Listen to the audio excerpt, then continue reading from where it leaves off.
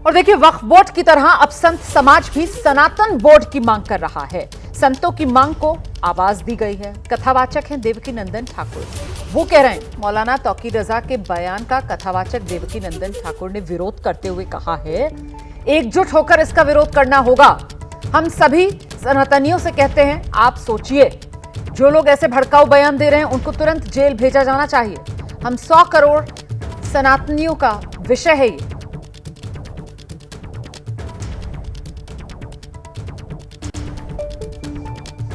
तो भारत की सरकार जब वक्फ बोर्ड बना सकती है तो भारत की सरकार सनातन बोर्ड नहीं बना सकती। उतनी जमीन चाहिए जितनी वक्फ बोर्ड की है। योगीनाथ से किस तरीके की डिमांड करें, क्योंकि आप उत्तर हम ये चाहते हैं कि सनातन बोर्ड की गठन की शुरुआत उत्तर प्रदेश से हो। अगर योगी आदित्यनाथ यहाँ सनातन बोर्ड का निर्माण करेंगे तो मुझे लगेगा कि उसकी सही शुरुआत है और सनातनियों की सुरक्षा सही दिशा में जाएगी। मल्लिकार्जुन खड़गे ने जो सीएम योगी के कपड़े पर सवाल खड़ा किया है, उसको लेकर आप कैसे? मैं किसी का नाम तो नहीं लूँगा और ना मैं किसी पे कटाक्ष करूँगा। बस इतना कहूँगा, रामायण पढ़ लीजिए, भागवत पढ़ लीजिए, गीता पढ़ लीजिए, वेद पढ़ लीजिए, आपको पता चलेगा कि धर्माचार्य ही हैं जो हमारे धर्म को, राजाओं को भी दिशा निर्देशन देते रहे हैं और तभी ये भारत इतना विश्वगुरु बन भी पाया है। तो धर्माचार्यों को इतना अपमानित मत करिए।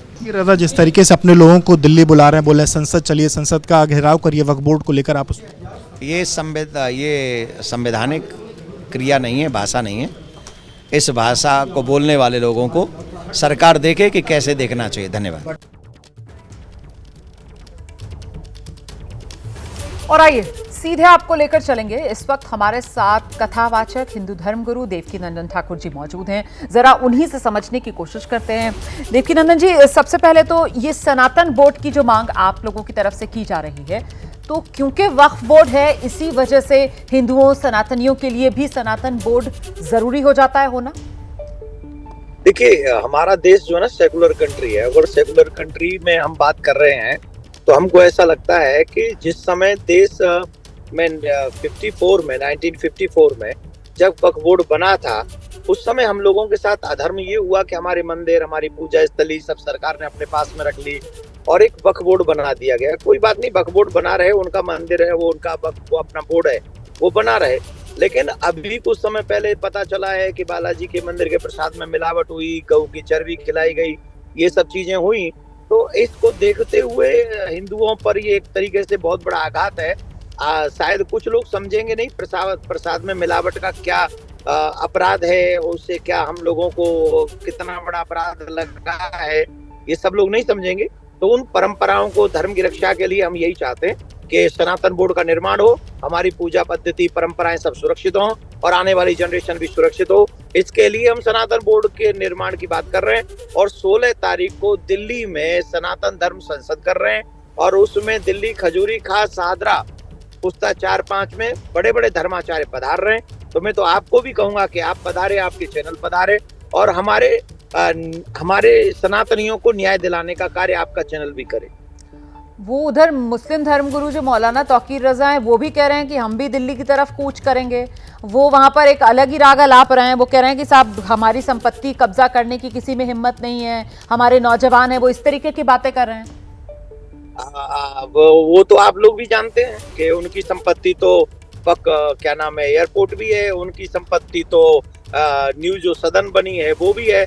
तो उनकी तो सारी संपत्ति, हमको तो लगता है कि ये सारा देश भी उन्हीं की संपत्ति है उनके हिसाब से। तो वो तो क्या कह रहे हैं, क्या करना चाह रहे हैं, वो उनका विषय है, सरकार देखे। ऐसे जो भड़काऊ भाषण देने वाले, देश में माहौल बिगाड़ने वाले जो लोग हैं, उनके खिलाफ सरकार को कड़े स्टेप उठाने चाहिए। वो ऐसे लोग बोल क्यों रहे? तो आपको क्या लगता है देवकी नंदन ठाकुर जी, इस तरीके के लोग इस तरीके के बयान क्यों देते हैं?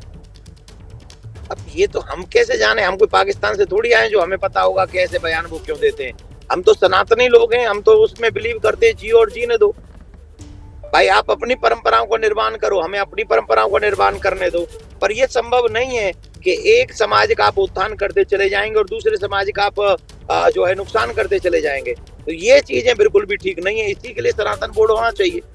हमारी गुरुकुलम परंपराएं समाप्त हो गई हैं, हमारे वैदिक पूजा पद्धति देश में से समाप्त होती चली जा रही हैं, सब में असुविधाएं होती चली जा रही हैं, पूजा स्थल में कुछ भी हो रहा है आजकल। तो इन चीजों का ध्यान रखते हुए सनातन बोर्ड का निर्माण की मांग हम कर रहे हैं। पर आप तो हिंदुओं के लिए सनातन बोर्ड के निर्माण की मांग कर रहे हैं, वहाँ दूसरी तरफ मुस्लिम समाज का वो जो वक्फ बोर्ड है उसकी कुरीतियाँ और उस वक्फ बोर्ड में इतनी खामियां कि उसमें सुधार के लिए सरकार जो है वो नए कानून लाने की तैयारी में है। तो फिर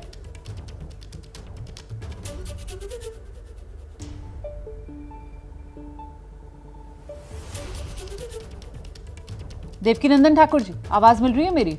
जी जी अभी मिल रही है, अभी दोबारा पूछिए। जी मैं ये कह रही हूँ कि आप सनातन बोर्ड की मांग कर रहे हैं, वहीं दूसरी तरफ जो मुस्लिम समाज के लिए वो वक्फ बोर्ड पहले से मौजूद है उसमें तो इतनी खामियां ना कि उसमें सरकार अब सुधार के लिए नया कानून बनाने की तैयारी में है। तो इस तरीके के बोर्ड जो हैं वो धर्म समुदाय की रक्षा के लिए बनते जरूर हैं, लेकिन मुसलमानों में तो हमने देखा कि वो वक्फ बोर्ड अपनी जिम्मेदारी पर पूरा नहीं उतरा, इसी वजह से तो सरकार सुधार की तैयारी में है। खामियां किसमें है? हाँ, खामियां किसमें है? खामियां किसमें है? ये कानून बनाए किसने थे? जिन्होंने ये कानून बनाए थे उस समय सनातनियों की परवाह क्यों नहीं की गई? उस समय सनातनी परंपराओं का ध्यान क्यों नहीं रखा गया? उन दिनों में मंदिर सरकार ने अपने अंडर में क्यों रखे? क्यों और पूजा स्थली सरकारों ने अपने अंडर में नहीं रखी हुई है? क्यों सिर्फ सनातनियों को ही शिकार किया जा रहा है? सनातनियों के मंदिरों से पैसा लेकर कहाँ लगाया जा रहा है? इन बातों का ध्यान कौन रखेगा? और पूजा स्थलियों में कोई भगवान नहीं रहते, लेकिन हमारे पूजा स्थलियों में हमारी मान्यताओं के अनुसार, हमारे पुराणों के अनुसार साक्षात भगवान निवास करते हैं। और अगर भगवान निवास करते हैं तो वहाँ की व्यवस्थाएं धर्माचार्य जानते हैं, सरकार नहीं जानती हैं, ऑफिसर्स नहीं जानते हैं।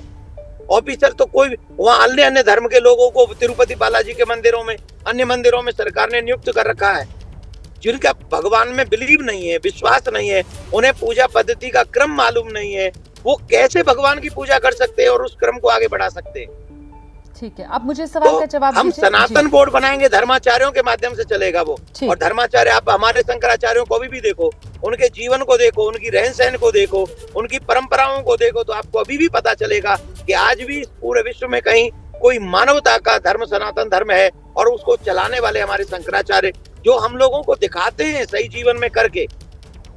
अब में 4 शंकराचार्य हैं, उन्हीं के द्वारा बताया हुआ वो सनातन बोर्ड चलेगा। देवकीनंदन उसका अध्यक्ष नहीं होने वाला है, या कोई साधारण धर्माचार्य उसका अध्यक्ष नहीं होगा। वो धर्म को जानने वाले उस सनातन बोर्ड को चलाएंगे और भगवान की पूजा पद्धति, गौशाला, गौ माता की सेवा, गुरुकुलम की परंपराएं, इन सब का निर्माण हो सकता है। सनातन बोर्ड निर्माण होगा तो आने वाली पीढ़ी संस्कारी हो सकती है।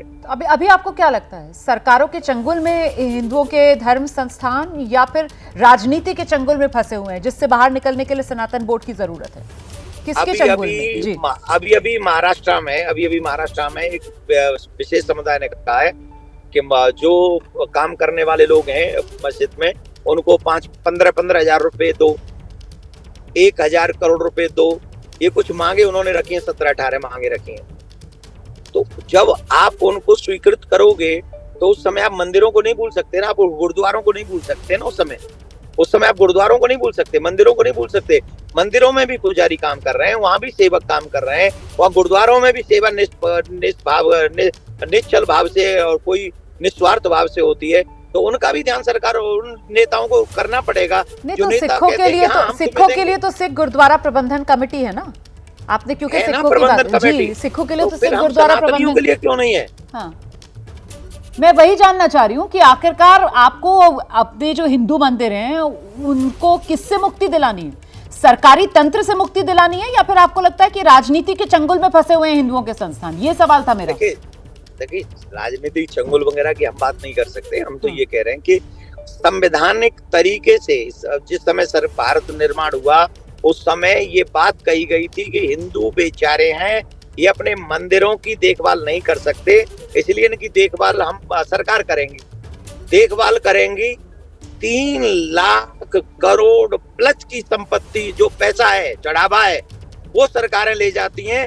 उन सरकारों से पूछो कितनी गौशालाएं बनाई, उन सरकारों से पूछो आजादी के बाद से कितने गुरुकुलम आपने बनाए, उन सरकारों से पूछो आपने कितना वैदिक पाठ जो है, गीता का पाठ, रामायण का पाठ हमारे बच्चों तक पहुंचाया? नहीं पहुंचाया।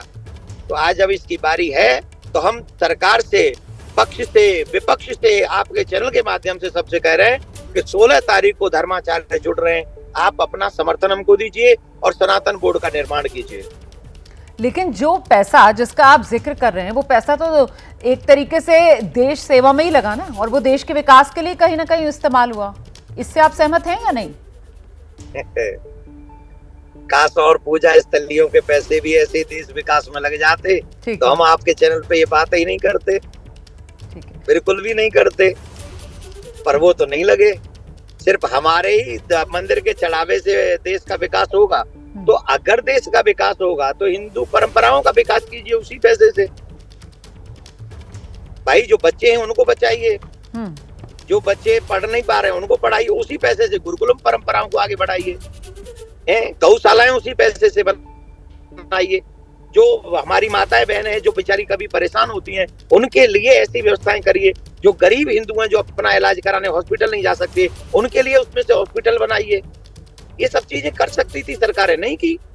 लेकिन तो अब सनातन आप बोर्ड ये का मांग निर्माण कर रहे हो तो हैं वो कि करेंगे। उत्तर प्रदेश के मुख्यमंत्री योगी आदित्यनाथ सबसे पहले, आप यही मांग कर रहे हैं ना कि सबसे पहले उत्तर प्रदेश के मुख्यमंत्री योगी आदित्यनाथ इस तरीके का एक सनातन बोर्ड उत्तर प्रदेश में गठित करें। लेकिन उत्तर प्रदेश के मुख्यमंत्री योगी आदित्यनाथ तो चाहे कांवड़ यात्री हो चाहे परिक्रमा हो, अब देखिए कुंभ की तैयारियों में किस तरीके से सरकार लगी हुई है, जी जान से जुटी हुई है ना सरकार।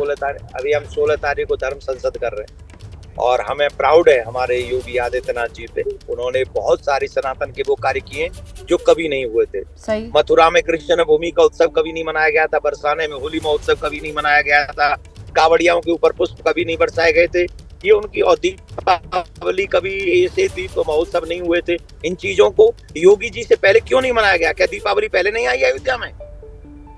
पहले कावड़िया नहीं जाते थे? पहले कृष्ण भूमि में जन्माष्टमी नहीं मनाई जाती थी? बरसाने में पहले होली नहीं होती थी क्या?